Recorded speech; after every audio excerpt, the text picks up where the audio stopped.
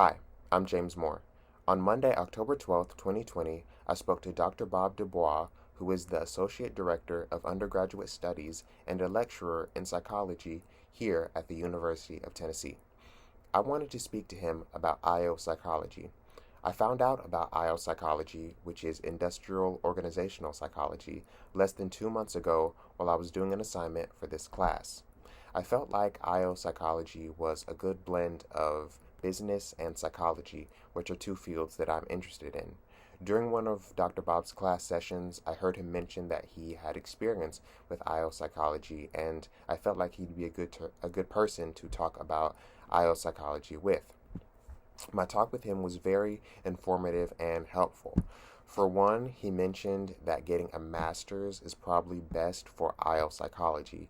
He said that getting a bachelor's would lead to having um, some job possibilities, but that a master's is probably best. He also mentioned getting into the Society for Industrial and Organizational Psychology as an undergraduate, and he said that it would be about $10, I believe, which isn't bad, and that could benefit me in the present and in the future. And he also talked about kind of what it was like to be an IO psychology. I was thinking that an IO psychologist was someone who gets hired by different companies to come in and solve conflicts between employees, and if there are problems with the employees, talk to the employees individually and solve those. And while that does seem like part of what being an industrial organizational psychologist is, or at least one option in industrial organizational psychology, it's not all of it.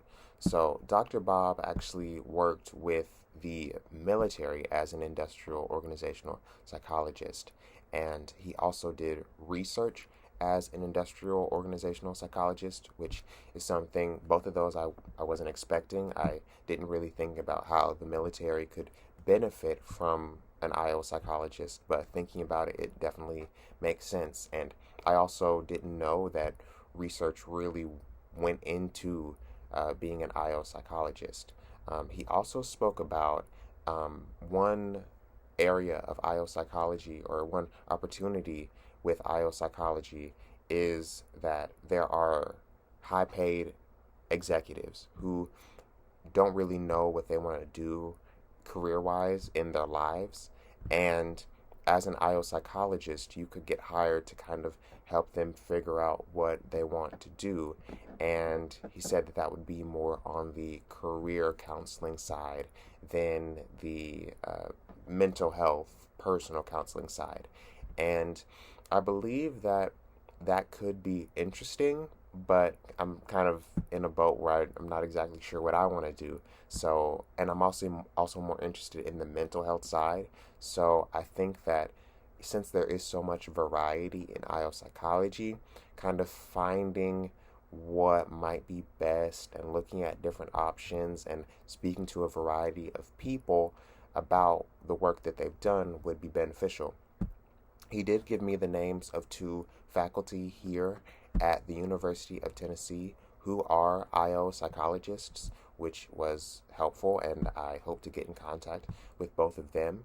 But I appreciate him for speaking to me, and I feel like speaking to him about IO psychology has helped me to understand the variety of it more, and I look forward to pursuing it. I look forward to looking into it in the future.